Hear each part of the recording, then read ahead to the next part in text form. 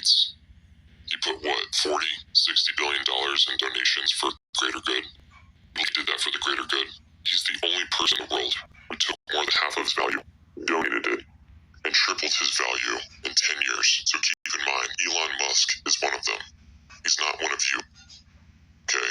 He did not put over $40 billion into Twitter, knowing he's paying 100% more than the value. He's not stupid. But believe me, he's not losing money. He's just saying he's losing money. He will make deductions on his taxes as losing money. But no, he's getting the power he wants. He's getting the PR he wants. Because everybody sees him now. Oh, what a righteous man. Transparency all the way. What transparency? Take Bobby Kennedy. He's running to be president. They're not putting him on TV. The only place he goes is on the internet. People like you interviewed Bobby Kennedy. You're probably going to interview him again. I hope, anyway. But he's a man who's trying to come with his own truths. Why aren't they letting him talk? Because he's interfering with business. Not only Big Pharma, he's talking about the Pentagon, which is a business. It's not just an entity. NASA is a business. It's all about money and power. So he's a perfect example. They're not putting him on TV, and believe me, he's trying, he's fighting. So he's just summarized what we spoke about in this section right now.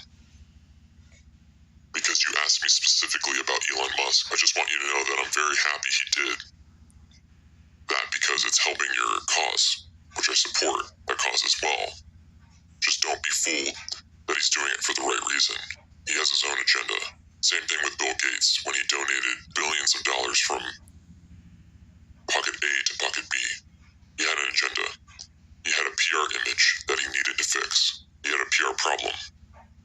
So he did what he did. He had his advisors that told him to start donating. So he's smart. He's donating to himself, and it's legal.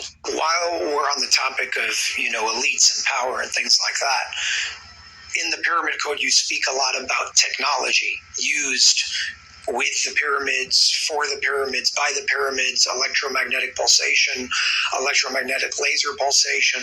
I know there's a lot of that tying back to technology today and how, some of those people are using that technology today. Can we segue into that topic and technology, the technology back in ancient Egypt, how you experienced it, what you remember, and then let's tie it back to why that's relevant to today and how it's being used, if it's being used. Let's talk specifically about the pyramids, and then if you want to move on to something else, we move to something else. But the pyramids were built basically on frequency. I'll give you an example. If I'm going to play a high frequency note here and put a glass here, the glass will break at a certain point because the frequency can break the glass from even 50 feet away. Frequency can elevate things. It doesn't make a difference how much it weighs. It can weigh a ton or a kilo.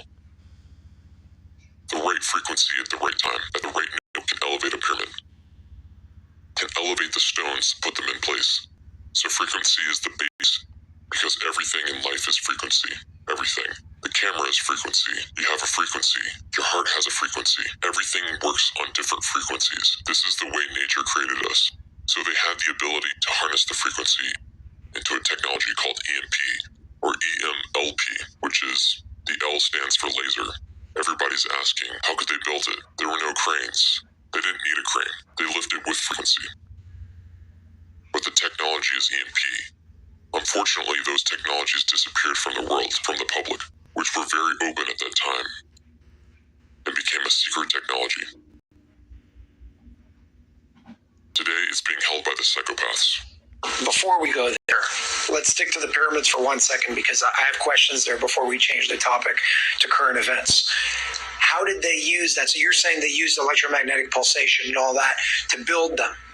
But how is that technology actually a part of the pyramids? There are a lot of big claims made in this document that pyramids can be used as crafts. They can move. They could shrink their base and fly far distances using this technology. Can you explain further on how this technology was applied and implemented to the pyramid itself? So let me finish my first thought first. Before I answer that, so technology of EMP, of EMLP today, unfortunately, is in the hands of the psychopaths. I personally believe that the United States government doesn't have it. I have a reason reason to believe that the Russian government and the Israeli government have some of this technology in their possession. But I can't guarantee it. But I can guarantee that the psychopaths have it, which are, let's name names. You wanted names, so I'll give you names.